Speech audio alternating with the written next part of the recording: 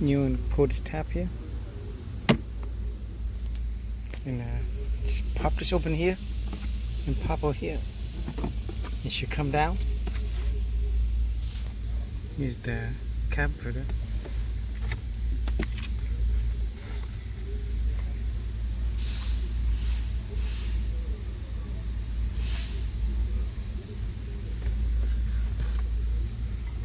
Here's the new one. Make sure it's facing upward.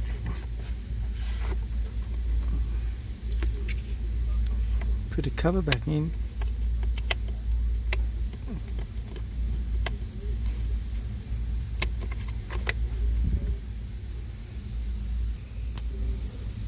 Push it back up. Put this back. And that's it.